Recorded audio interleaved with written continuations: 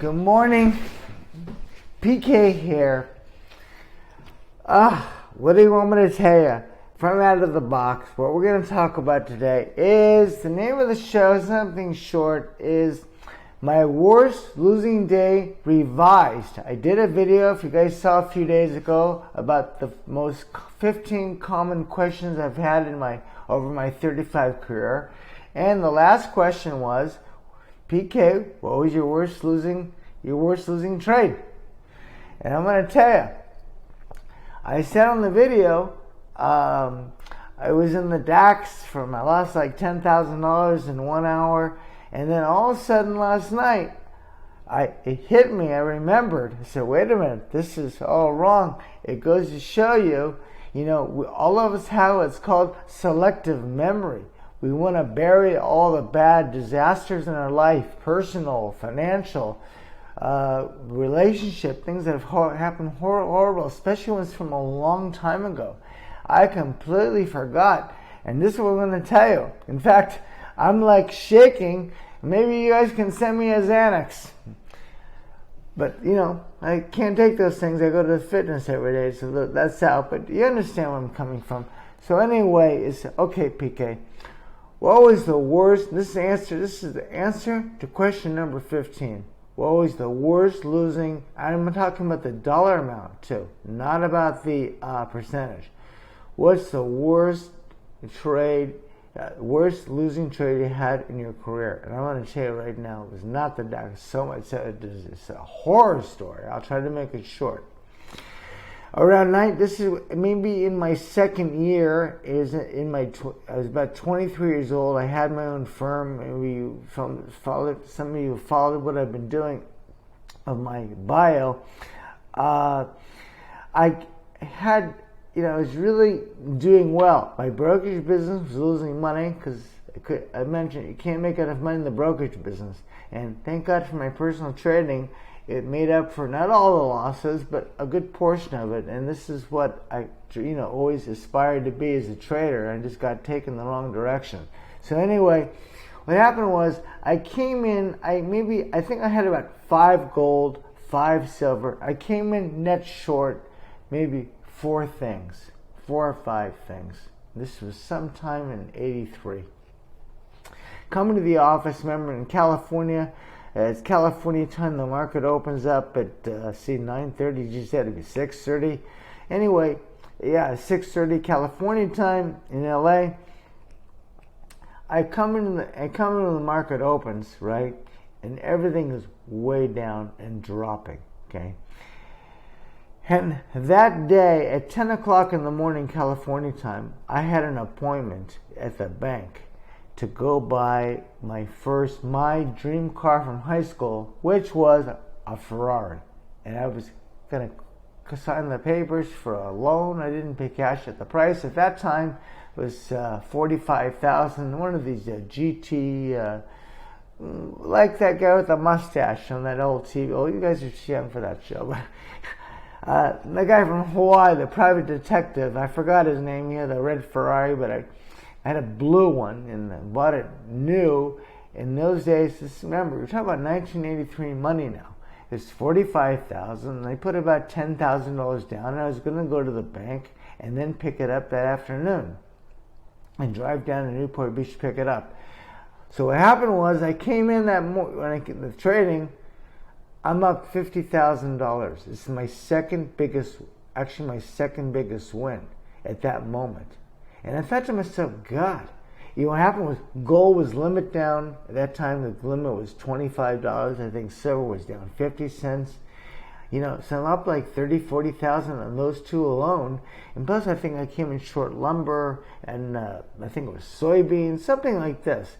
But I was and everything had crashed, And then, as I said, the metals were limit down, which means there's no trading.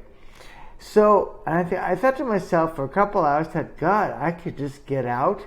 I should just get out, take this money, right, and buy the car cash. I don't have to get a car loan. But when you're young, you're crazy, greedy.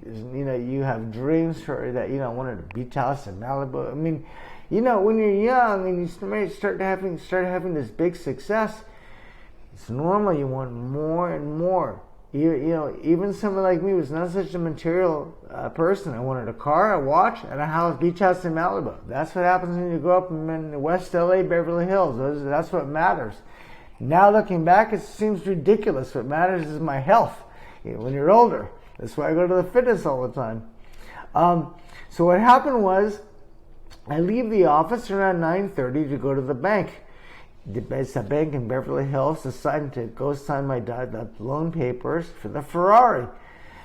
So I come back maybe 10:30, quarter to 11 in the morning, and at that time I had maybe 4 people working for me at my office.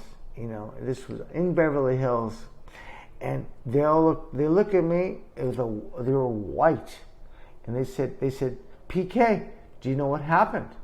I said, no. And imagine I'm in a great mood.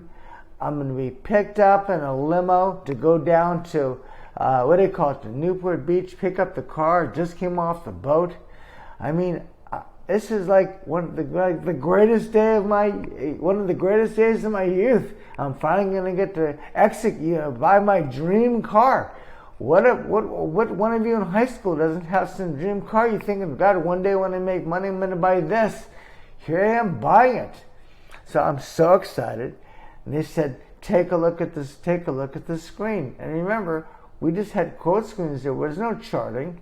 This didn't exist then. Yeah, it existed. It was maybe $2,500 a month. So nobody had these internet charts, and we had chart books. We just had prices on the quote screen. What happened was, everything went from limit down to limit up. And all of a sudden, and what happened was, the news was, there was some other rumor at that time that President Reagan had gotten shot. And I believe the year before, he, with this Hinckley, this character in New York, took a shot at him or missed him and hit some other guy, and they caught him. Anyway, there's some rumor that everyone took seriously, and everything reversed, went crazy.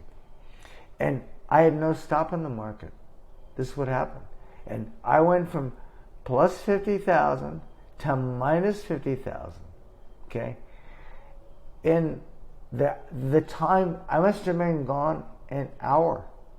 So, yeah, a net loss of 50,000. So this is my biggest loss. But the reality is, it wasn't 50,000. It was really 100,000, from plus 50 to minus 50,000 at 23 years old. I mean, this is big money. This would be like $300,000-400,000 a day, maybe, in an hour. And here, to show you, you can say, well, PK, did you learn your lesson? We talk about placing a stop. Remember, all I had to do was place a stop before I left to the bank. Just in case. But I thought, it's limit down. There's no trading. It limit down in the futures. Unless there's more buyers and something happens. Well, this whole nightmare thing happened, but who's to blame? Me.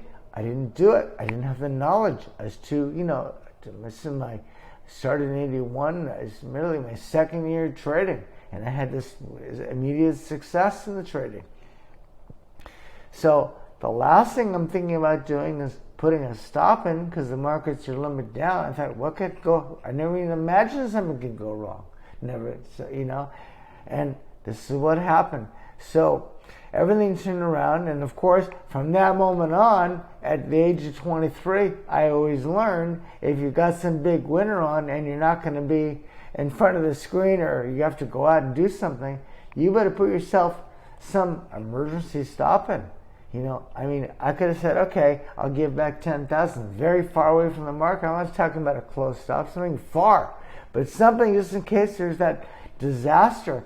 And maybe if you've listened to me over in some of these videos, I keep telling you, all of you traders, I don't care what stock, futures, it's just a matter of time when you're going to face that disaster.